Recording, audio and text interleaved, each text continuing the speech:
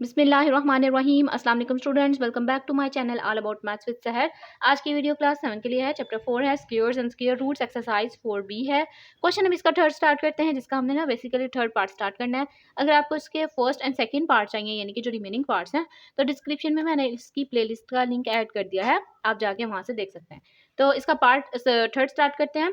Drive the positive square root of. अब हमने ना इसको क्या करना है, एक दो मेथड से हम कर सकते हैं। अब हम इसे ना दो मेथड से कर सकते हैं। फर्स्ट मेथड जो होता है ना, वो फैक्टर्स के फॉर्म में होता है, लेकिन कुछ वैल्यू ऐसी होती है कि जिसको ना हम फैक्टर्स की फॉर्म में कन्वर्ट नहीं कर सकते, उससे सॉल्व नहीं कर सकते। ठीक है, जो फर्स्ट एक्सरसाइज है ना 4A, उसमें फर्स्ट क्वेश्चन में लिखा भी हुआ है और मेंशन भी है कि आप ना फैक्टर्स से इसको ड्राइव करें पॉजिटिव स्क्वायर रूट को, लेकिन यहाँ पे लिखा नहीं हुआ। तो आपने ज़्यादा कोशिश यही करनी है कि जब लिखा ना हो फैक्टर्स की फॉर्म में, तो हम इसको क्या करेंगे, डिवीजन मेथड से सॉल्व करेंगे। ठीक है, जब लिखा होता है ना, तो फिर एग्जैक्टली वही उन्होंने वैल्यूज दी होती हैं जो फैक्टर्स से हो सकती हैं।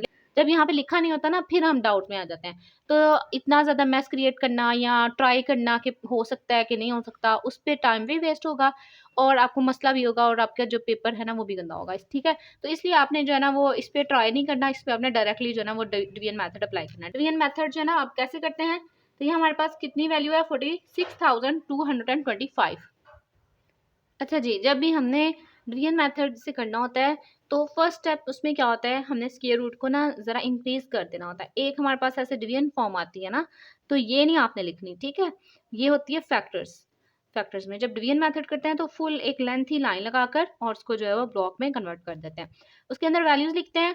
फर्स्ट स्टेप हमारा क्या होता है, हमने ना राइट हैंड साइड से लेफ्ट हैंड साइड की तरफ ना पेयर्स बनाना स्टार्ट करने होते हैं 2 2 के। ठीक है, यानी कि दो दो डिजिट को इकट्ठा कर देना है और उनको पेयर बनाते जाना है।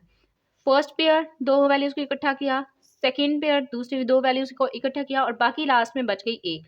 यहाँ पे अब चांसेस होंगे या तो एक वैल्यू बचेगी या दो वैल्यूज के पेयर का एक पेयर बनेगा। ठीक है, लास्ट पे हमारे पास ना एक वैल्यू बच गई है, तो हम इसको हैंडल कर लेते हैं। फर्स्ट स्टेप कि हमने क्या करना है, दो दो के पेयर्स बना देने हैं right to left. Second step क्या करना है, आपको एक ये जो वैल्यू नजर आ रही है जो फर्स्ट में है, जो सिंगल वैल्यू है, इसके ना आपने दो ऐसे फैक्टर्स निकालने हैं जो सेम हो बिल्कुल। ठीक है, और इनको मल्टीप्लाई करने से या तो हमारे पास ये वैल्यू आनी चाहिए या इससे छोटी आनी चाहिए। ठीक है, तो हम यहाँ पे ना फैक्टर्स देख लेते हैं कि कौन से बिल्कुल सिमिलर फैक्टर्स सेम सेम हो। अगर मैं 1 1 की बात करती हूँ, तो 1 1 1 होगा, जो कि अभी बहुत ज़्यादा छोटा है। तो मैं 2 2 देख लेती हूँ, 2 2 ज़ा 4, तो एग्जैक्टली हमारे पास 4 आ गया। लेकिन कभी कभार ऐसा होता है बाई चांस हमारे पास सेम आ गया, लेकिन ज़्यादातर ऐसा होता है कि इससे छोटा आता है। तो अब हम क्या करेंगे, ये जो दो आपको नजर आ रहे हैं 2, एक इस साइड पे लिखेंगे और एक ऊपर लिखेंगे।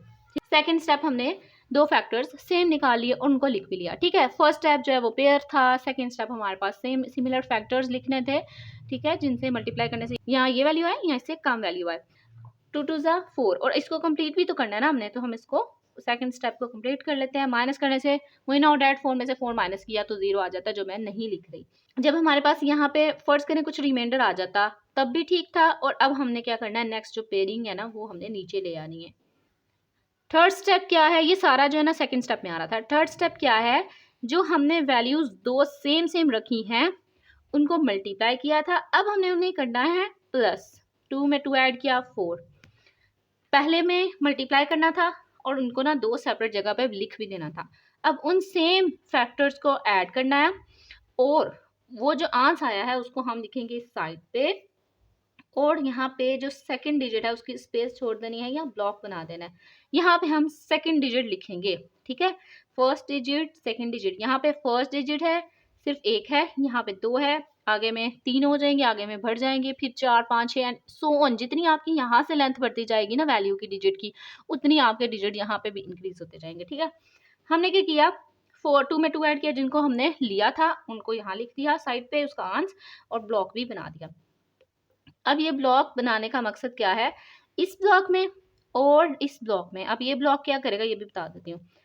हमने ये जो डिजिट लिखा हुआ है 2 डिजिट, इसकी लास्ट वाली वैल्यू और जिससे मल्टीप्लाई करना है वो वाली वैल्यू, ये दोनों सेम होनी चाहिए, जिनको मल्टीप्लाई करने से हमारे पास या तो 62 आए या इससे छोटी वैल्यू आए।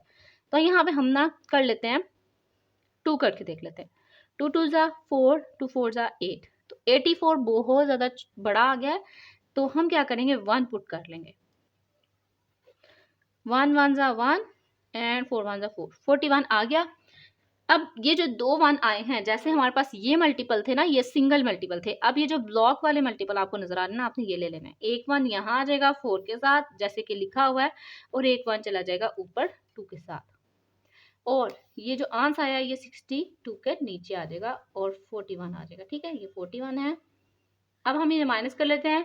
2 में से 1 निकाला 1, 6 में से 4 निकाला 2, 21 आ गया। ठीक है, अब यहाँ पे बात आती है पेयर नेक्स्ट निकालने की। कुछ बच्चे यहाँ पे सोचेंगे कि नहीं, ये इसी को हम लेके चल जाएंगे, इसी को लेके हम चलेंगे और नेक्स्ट पेयर निकालने की हमें ज़रूरत नहीं पड़ेगी।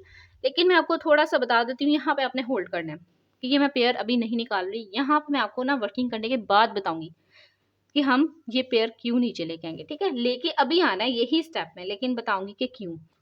जैसे हमने यहाँ पे किया कि 2 में 2 मल्टीप्लाई किया तो जो हमारे पास ये वैल्यू आ गई। अब 2 में 2 ऐड किया, 2 में 2 ऐड किया 4 आया। अब यहाँ पे ये जो नई वैल्यू आपको नजर आ रही है ना 1 1, यानी कि 41 में हमने ऐड करना है 1 को। ये जो नई वैल्यू आई है ना, उसको अब हमने ऐड भी कर देना है। पहले मल्टीप्लाई किया सेम सेम वैल्यूज को, अब इसी तरीके से इनको ऐड भी करना है। तो 42 जो है ना वो हमारे पास आ जाएगा। अब ये जो 42 आया है, इसको आपने लिखना है इस 21 के साइड पे, और थर्ड ब्लॉक को आपने छोड़ देना है, यानी कि थर्ड डिजिट के लिए। जैसे यहाँ पे मैंने आपको बताया था कि डिजिट इंक्रीज होते जाएंगे। यहाँ पे सिंगल डिजिट था, यहाँ पे डबल हो गया, यहाँ पे ट्रिपल हो गया, फिर फोर्थ, जितनी वैल्यूज आपकी बढ़ती जाएगी उतनी आ जाएंगी। अब यहाँ पे बताती हूँ कि ये कैसे आएगा नीचे। देखें 1 2 3, ये 3 डिजिट है और ये कितना है 2 डिजिट है। तो अब तो यहाँ पे इशू हो गया। और अगर 2 डिजिट को भी लेट करते हैं, ये 42 है, ये 21 है, ये 42 से ही हमें पता चल रहा है ये बड़ा है और हमें दूसरा जो है ना वो पेयर नीचे लेके आना पड़ेगा। तो मैं यहाँ पे क्या कर रही हूँ, इसको एज इट इज नीचे ले आ रही हूँ। ये आपने पहले ही कर लेना है। अब 42 एंड ब्लॉक, इस ब्लॉक में और जिससे हमने मल्टीप्लाई करना है उस ब्लॉक में, जब हम इनको मल्टीप्लाई करेंगे तो हमारे पास यहाँ तो ये वैल्यू आनी चाहिए, यहाँ इससे छोटी वैल्यू आनी चाहिए। वैसे एग्जैक्टली जो है ना, अब हमारा स्क्वायर रूट फिनिश होने वाला है तो हमें सेम यही वैल्यू चाहिए।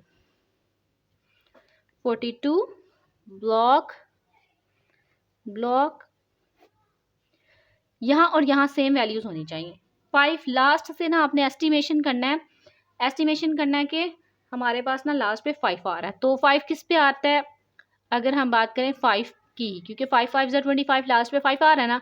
5 5 ज़ा 25, 5 इधर 2 कैरी चला जाएगा, 5 2 ज़ा 10 एंड 12, 5 4 ज़ा 20 एंड 21। तो ये हमारे पास मसला जो है ना वो 5 से ही सॉल्व हो गया।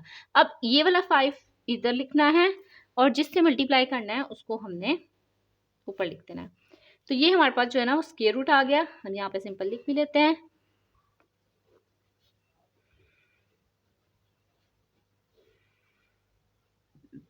ऊपर लिखा हुआ है ना जो वैल्यू, वो हमारे पास इसकी स्क्वायर रूट की वैल्यू है।